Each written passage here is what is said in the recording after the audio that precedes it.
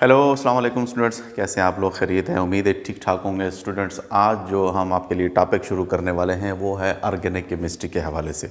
आज हम उसकी कुछ बेसिक्स, इंतहाई बेसिक्स के मुतालिक कुछ डिस्कस करते हैं।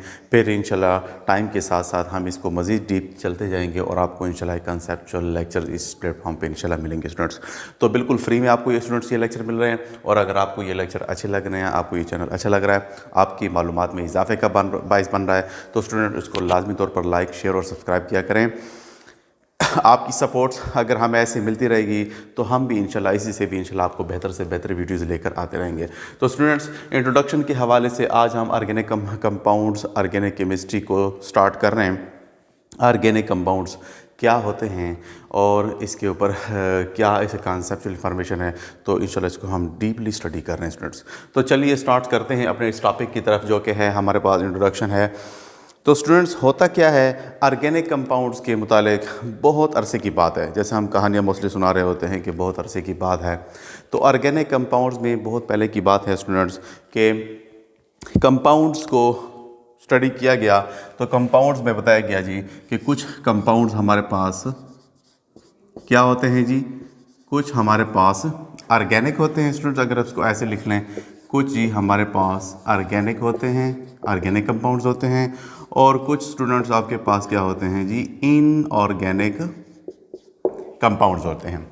तो ऑर्गेनिक कंपाउंड्स सिंपल ऑर्गेनिज्म से निकला स्टूडेंट्स, यानी वो कंपाउंड्स जो कि लिविंग ऑर्गेनिजम्स के अंदर प्रिपेयर्ड होते हैं उसको हम ऑर्गेनिक कंपाउंड्स कहते हैं, और जो कि non living organic substances, minerals वगैरह से आते हैं उनको हम इनऑर्गेनिक कंपाउंड्स कह रहे होते हैं।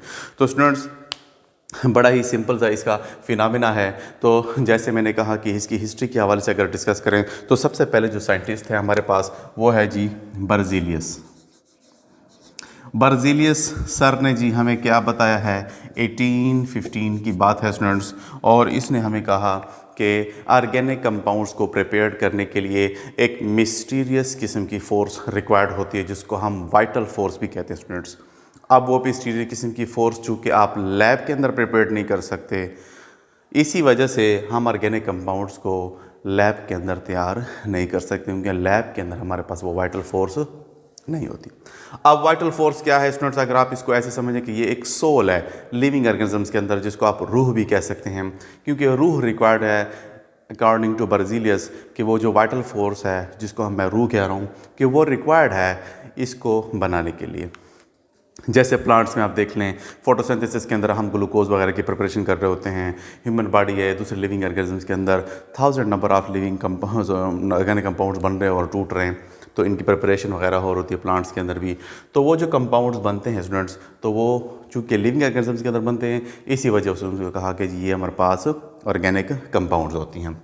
लेकिन ये जो थ्योरी थी ये बहुत अरसे तक नहीं रही स्टूडेंट्स। हमारे पास एक दूसरा साइंटिस्ट आया जिसका नाम था जी, एक जर्मन साइंटिस्ट थे, फ्रेडरिक होलर।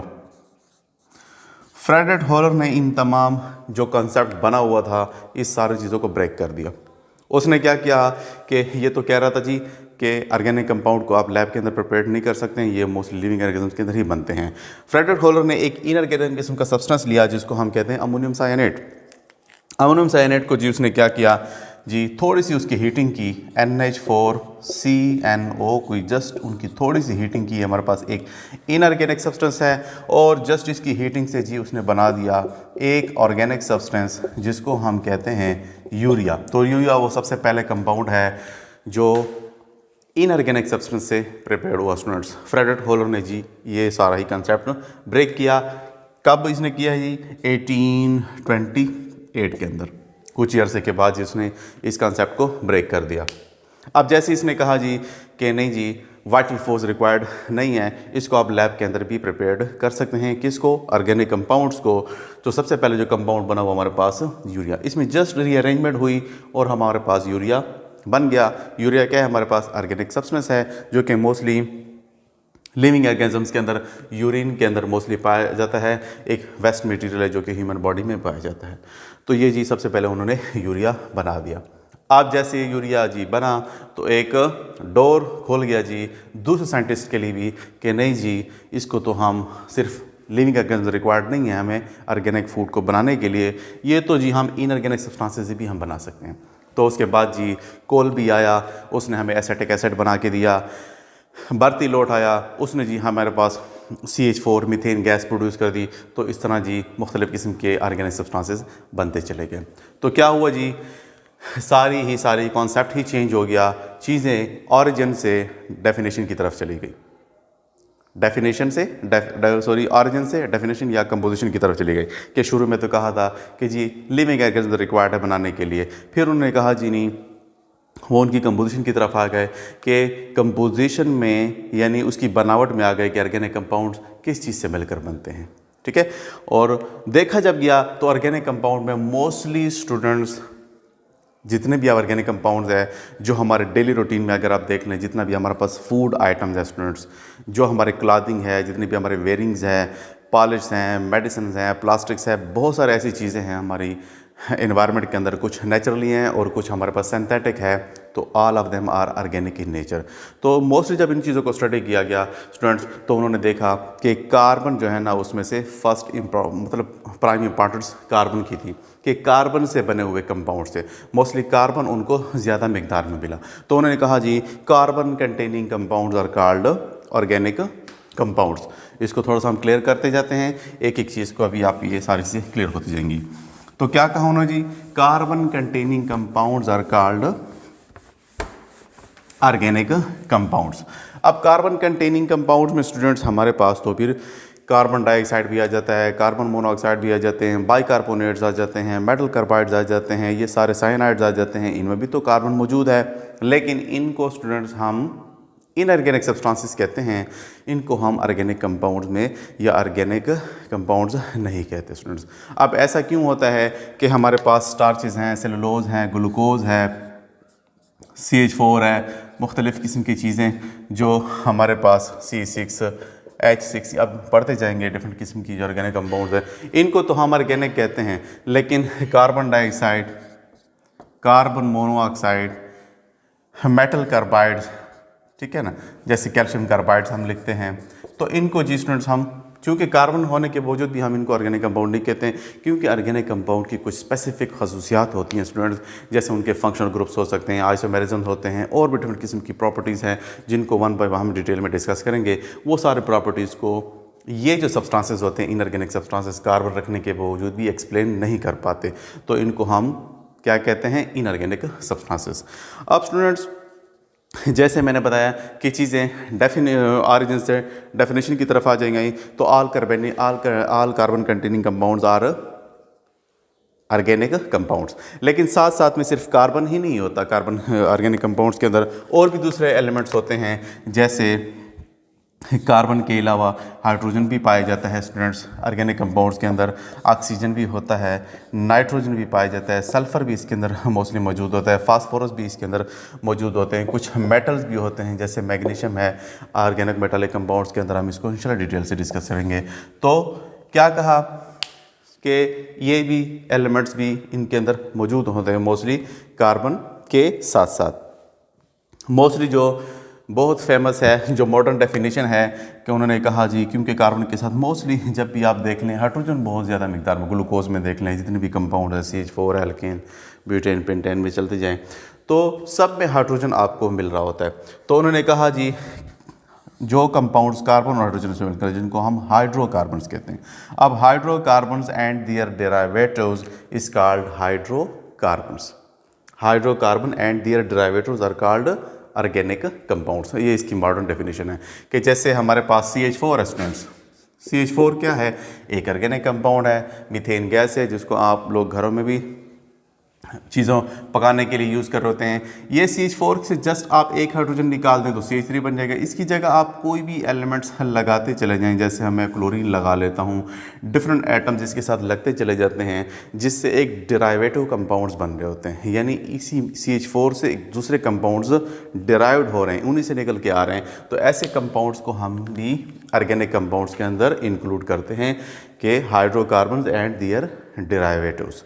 तो these are called hydrocarbons and their derivatives which are also called organic compounds. अब स्टूडेंट्स कुछ इसकी रिप्रेजेंटेशन की बात कर लेते हैं कि ऑर्गेनिक कंपाउंड्स को हम रिप्रेजेंट किस चीज़ से करते हैं, जो कि हमारे पास मोस्टली 4 कैटेगरीज हैं जिसके ज़रिए हम ऑर्गेनिक कंपाउंड्स की रिप्रेजेंटेशन करते हैं। सबसे पहले जो उसकी रिप्रेजेंटेशन है वो है हमारे पास स्टूडेंट्स इसका मॉलिक्यूलर फार्मूला। मॉलिक्यूलर फार्मूला क्या होता है? मॉलिक्यूलर फार्मूला वो होता है जिससे हम actual number of atoms show करते हैं किसी भी मॉलिक्यूल्स के अंदर, यानी ये जस्ट आपको बता रहा होता है number of atoms and types of atoms के मुतालिक किसी भी मॉलिक्यूल्स के अंदर। जैसे फॉर एग्जांपल हम खुद से एक एग्जांपल ले लेते हैं, हम एक ब्यूटेन को ले लेते हैं फॉर एग्जांपल। किसको? ब्यूटेन हमारे पास एक अल्केन है, इसको हम डिटेल से मैं इंशाल्लाह वन बाय वन इंफॉर्मेशन देता चला जाऊंगा, क्योंकि आज जस्ट कुछ बेसिक इंफॉर्मेशन है इंट्रोडक्शन के हवाले से है, तो आज आप इसको इतना ही समझें कि ब्यूटेन हमारे पास स्टूडेंट्स H10 होता है, इसके अंदर हमारे पास एक ऑर्गेनिक कंपाउंड है स्टूडेंट्स। मॉलिक्यूलर फार्मूला आपको बता रहा होता है कि उसके अंदर एटम्स कितने हैं और उसके टाइप्स ऑफ एटम्स की इंफॉर्मेशन दे रहा होता है, तो ये डिफरेंट किस्म की आप यही बता दें। नेक्स्ट जो स्ट्रक्चर है रिप्रेजेंटेशन में ऑर्गेनिक कंपाउंड्स को, वो है जी इसका लेविस स्ट्रक्चर, या इसका हम स्ट्रक्चर फार्मूला भी कहते हैं। लेविस फार्मूला कहने हैं या लेविस स्ट्रक्चर फार्मूला। तो लेविस स्ट्रक्चर तो हमें बता रहा होता है कनेक्टिविटी ऑफ एटम के बारे में, कि उसके अंदर बॉन्ड्स कौन से होते हैं, उनके लोन पेयर ऑफ इलेक्ट्रॉन के बारे में इंफॉर्मेशन दे रहे होते हैं। जैसे अगर इसकी आप स्ट्रक्चर फार्मूला लिखें तो कार्बन मोस्टली स्टूडेंट्स हमने देखा है कि ये पीरियाडिक टेबल के अंदर तकरीबन चौथे ग्रुप के अंदर मौजूद होता है, और इसका एटॉमिक नंबर हमारे पास 6 होता है। कार्बन का एटॉमिक नंबर 6 होता है। अगर आप इसकी इलेक्ट्रॉनिक कन्फिगरेशन करें तो 1s2 2s2 2p2, तो देखा गया कि इसका जो आखिरी शेल है इसके अंदर वैलेंस शेल में, इसके आखिरी शेल में 4 इलेक्ट्रॉन होते हैं, यानी पहले शेल में 2 इलेक्ट्रॉन आ जाते हैं और आखिरी शेल में कितने हो जाते हैं? 4 और 2 6, तो आखिरी शेल में कितने हैं? 4 इलेक्ट्रॉन है। तो मोस्टली ये 4 बॉन्ड्स बना रहे होते हैं स्टूडेंट्स। तो अगर इसकी हम स्ट्रक्चर को ड्रा करें तो 4 कार्बन मौजूद हैं, तो 4 कार्बन आप ऐसे ड्रा करते हैं स्टूडेंट्स। हर एक के साथ आप देख लें कार्बन कितने बॉन्ड बना सकता है? 4 बॉन्ड बना सकते हैं। इस कार्बन को देखें, एक बॉन्ड इधर, एक इधर, एक इधर।